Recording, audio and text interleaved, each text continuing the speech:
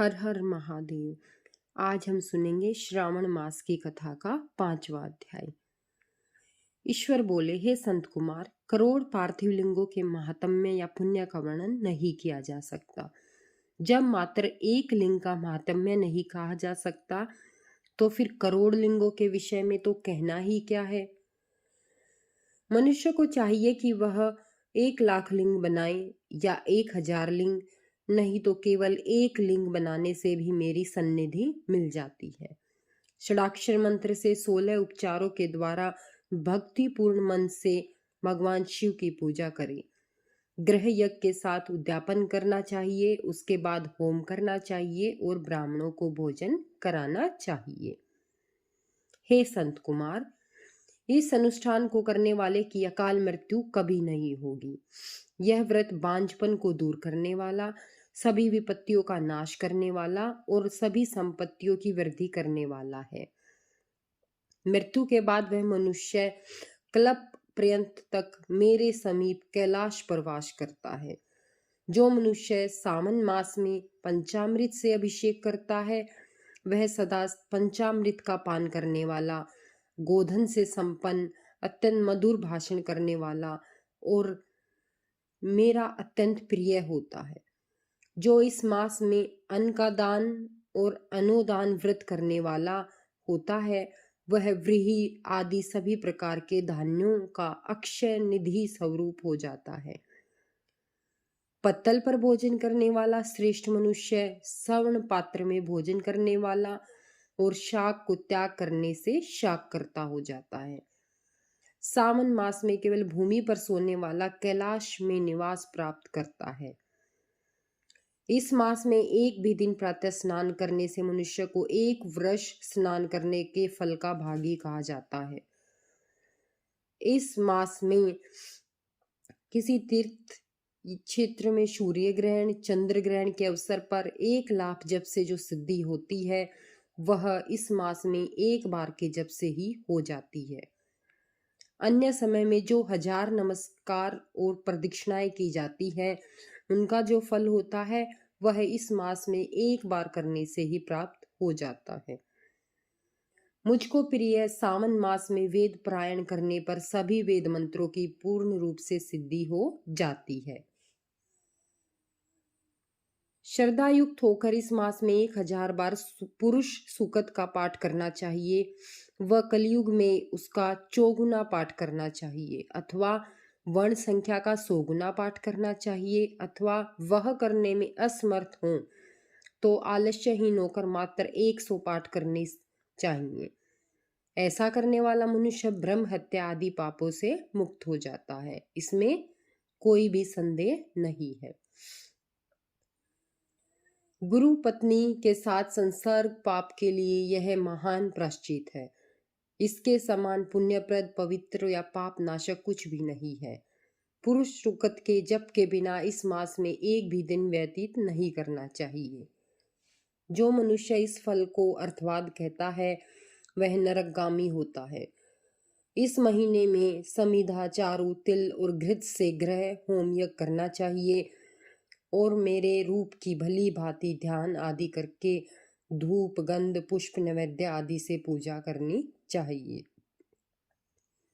और अपने सामर्थ्य के अनुसार कोटि होम, लक्ष होम या 10 सहस्त्र होम कराना चाहिए।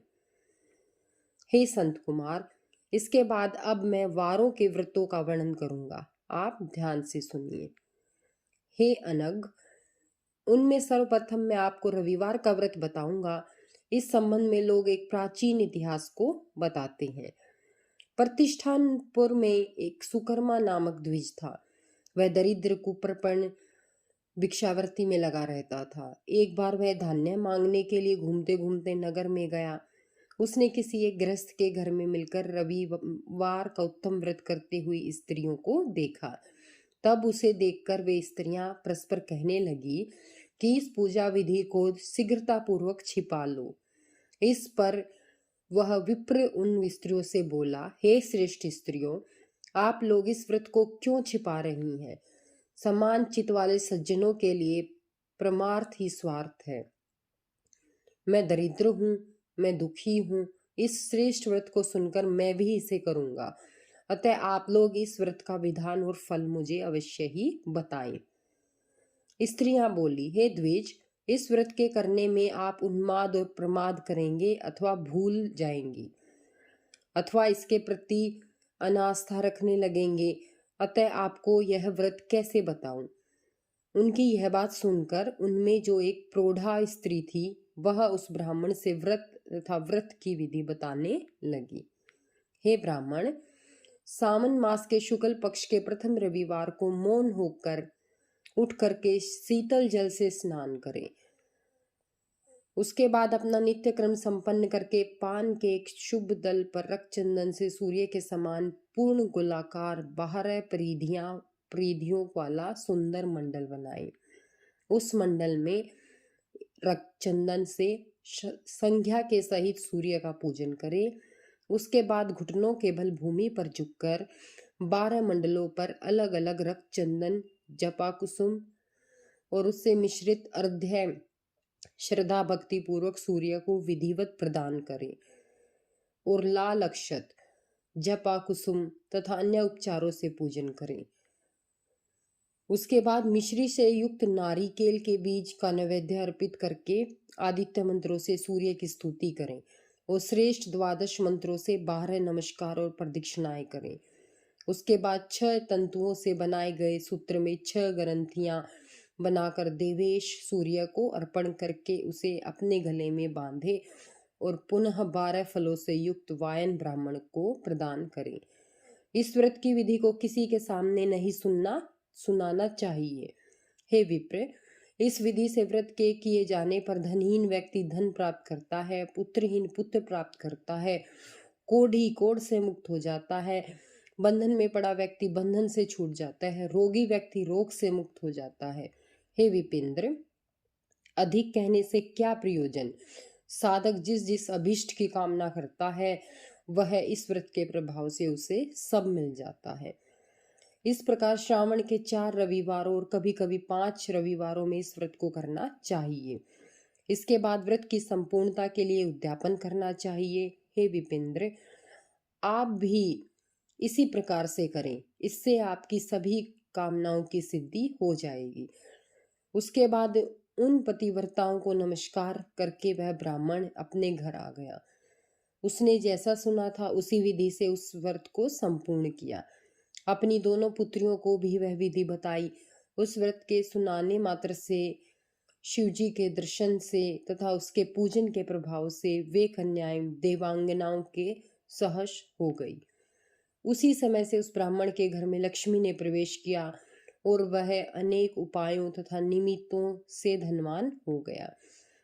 किसी दिन उस नगर के राजा ने ब्राह्मण के घर से होकर राजमार्ग से जाते समय खिड़की में खड़ी उन दोनों सुंदर और अनुपमेय कन्याओं को देख लिया।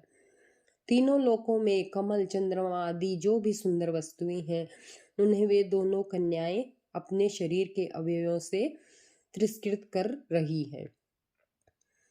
उन्हें देखकर राजा मोहित हो गए और क्षण भर के लिए वहीं खड़े हो गए। ब्राह्मण को शीघ्र बुलाकर उन्होंने दोनों कन्याओं का हाथ मांग लिया। तब उस ब्राह्मण ने भी हर्षित होकर दोनों कन्याएं राजा को प्रदान कर दी। उस राजा को पति रूप में प्राप्त करके वे कन्याएं प्रसन्न हो गई। वे स्वयं इस व्रत को करने लगी और पुत्र पौत्र आदि से संपन्न हो गई। हे मुने, महान ऐश्वर्य देने वाले इस व्रत को मैंने आपसे कह दिया है। हे विधिनंदन, जिस व्रत के श्रावण मास से मनुष्य सभी मनोरथों को प्राप्त कर लेता है उसके अनुष्ठान करने के फल का वर्णन कैसे किया जाए। इस प्रकार श्री स्कंद पुराण के अंतर्गत ईश्वर संत कुमार संवाद में श्रावण मास महात्म्य में प्रकीर्णक नाना व्रत रविवार व्रतांधि कथन नामक 5वां अध्याय संपूर्ण हुआ। हर हर महादेव।